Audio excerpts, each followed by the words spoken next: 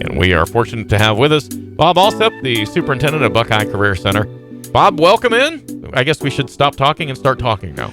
Start talking about important things and stop talking about March Madness. But, Brad, I'm really happy to be here today. Well, good to have you in, too. And when you say talking about important things with Buckeye Career Center, it seems like the calendar is always full. So we do have some things that are coming up pretty shortly here. And that's by design. Yeah. We've got a great facility and staff, and so we do try to have a lot of events where people can see it. But as we get down to the last 9 weeks, the calendar does fill up. And this probably isn't as big to me, but certainly to our students, one of the biggest things coming up is the return of our prom. Yes. Saturday, April 2nd, and it's the first time we've had our prom in 2 years. So no student in our building has ever attended a Buckeye prom. So we're looking for a great night for the kids. Good restart. It truly everybody. is. Who would have ever thought we're coming through this? But we look at it as, hey, this is just another chance to return to normalcy, and we even we're going to let the public see the decorations that evening from 6:45 to 7:10, and then the kids will start walking in at 7:15, and music will be from 8 to 10. But we're excited, and I know they're excited. I'm sure they are. So make the grandiose proposals now and get ready. Absolutely. Get your date. And then probably something that is I'm more excited about this than I am the prom, pancakes with parents. We get to see Mr. Poland flip some pancakes. Okay, all right. I'm hoping to eat a few pancakes, and that's April 6th, and that's from 7:45 to 8:45, and we do ask that folks RSVP just so we make sure we have enough pancakes and sausages. But that's been first time in 2 years that we've been able to do that again. And one's postponed this year. Yes, because of just where we were with illnesses and things at that time. But parents can come in, they can have some breakfast with their student, and then we let them walk down, see the labs, talk to instructors, and that's a really good day for us also. I think, it's a great environment, and you get to do the eating and talking, and that usually works out great. Right, and you get to see some guest flippers. And like I said, Mr. Poland, he's got it down. And Flapjack Frank, I believe. Yes, yeah. That's absolutely it. and then I think after that, probably one of the more important events that we do each year, first time in 2 years, is our career fair. And that's April 22nd, and that's from 12 o'clock to 2 o'clock. And employers will come in, they'll set up their tables. Our kids will have their resumes, they'll have business cards, juniors and seniors, and they will have a chance to talk to these employers. And right now, help is wanted just about everywhere. So we have right now well over 100 students who are nearly working full-time in our school to work, and that's only going to increase as they turn 18 and different things. But that career fair is a good chance for us to get people into our building, let our seniors, if they don't have a job or if they're looking for something different, they can make that connection. But then also for our juniors, it's never too early to start making those, to do their networking, meet employers, hopefully do some mock interviewing and start brushing up on their skills because they'll be seniors very quickly. And I hate to say this, but you might interview with somebody and think, maybe this isn't exactly what I thought it was going to be, and make a little swerve in your preparation. Well, we have a lot of that because you come to us, really, when you're sophomore visits, you're probably 15 years old. Yeah. Those are hard decisions about what do I want to do for the rest of my life. And, there are a couple things that can happen. Certainly you can change labs from your junior to your senior year. But then we have a number of seniors, I think we've got 70 this year, that they will complete all of their academics in the summertime. And then they're actually in 2 labs this year as a senior. So they've got a couple of different career paths or their career path, we get a lot that they'll do HVAC and electrical systems. Well, those two fit like a glove.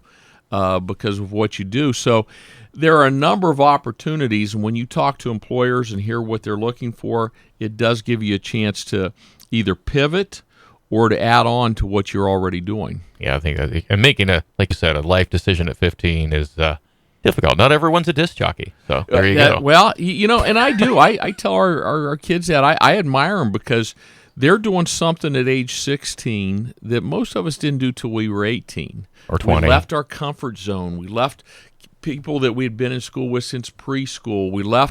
We knew all of our teachers. We knew how to open our locker. And you start at a new school when you're 16, but hopefully it's with the idea that, hey, this is where I prepare myself for a great career. And I admire them for that. It really is. It's a brave trait, and we try to help them every way we can. Getting the best people, the ones that are willing to step forward. It is, and I think we don't acknowledge that enough, that it's not an easy decision.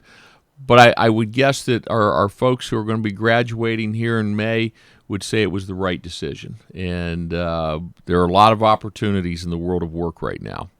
So what else is going on? I mean, the calendar, as we said, is full. That's April, and we're not even done yet. We're not even done yet. Right now we're working very hard on getting industry credentials, and we just feel like those are important.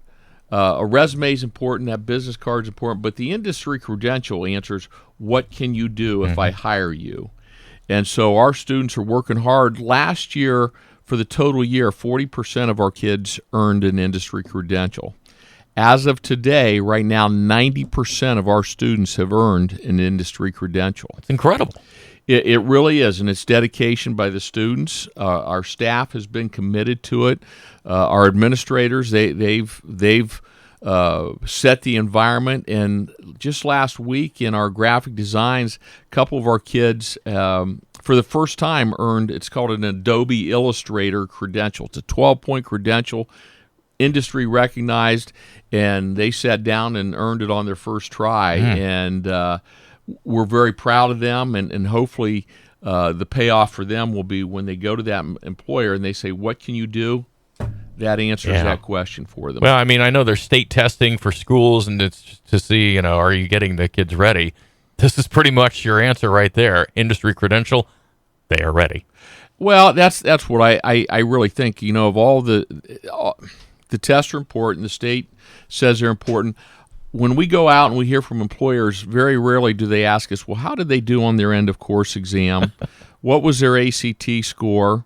Or how did they do on their web exam? Yeah. But the industry credential is important to them, and so we made it important to us. And they're not inexpensive. A lot of times they require additional training for our staff, and some of the testing is very secure, and it's difficult to arrange. But at the end, it's very important to the students. So we really have made that commitment, and we're only getting better at it. But I'm very pleased with where we are, and with 9 weeks left, I would expect that we'll earn quite a few more before the year's over. You talked about being in the last 9 weeks. Then how long to graduation? About 9 weeks, and about how many graduates are you going to have? We're going to have approximately 400 go across the stage in 2 nights. We do that. I believe it's May 16th and 17th at Kent State, and it is split into 2 nights so that we can get everybody in there and they can have a chance to shine. But it's going to be here. It's going to be here quickly. If you're a senior right now, your head's probably spinning a little bit because our start of the prom season, there are proms at one of our partner schools just about every weekend from now till the middle of May. Jobs, getting my cap and gown, getting that diploma, and then what am I going to do May 18th? What's that going to look like for me? So we're trying to help them all we can, but this is one of those moments in life when life speeds up and you realize that, boy, my high school years, that that wasn't as tough as I thought it was. And it went quickly. It went very quickly, yes. So again, if we need to review the calendar or get a hold of somebody for information, how do we do that? Well, BuckeyeCareerCenter.org, our website. That's a great place. But as always, make a call, 330-339-2288. We'd be happy to answer your questions. We put a lot of information out on social media, on our Facebook and Twitter and Instagram. But don't be afraid to pick up the phone and call. Come in and sit down. Our principals, they'll help you out. We want to make all of this as easy as we can and get the information out there. A lot going on, but it's all very worthwhile. We thank you for your time, and hopefully we'll see you soon. And make sure to tell Flapjack Frank we said hello. I will do that. He's icing his elbow, getting it ready, so he's at peak performance. Preparation is the whole thing. That's it. Bob, thanks a lot. That's Bob Alsept, Superintendent of Buckeye Career Center, with us on our 8:30 High Beam here this morning on the BT Morning Show.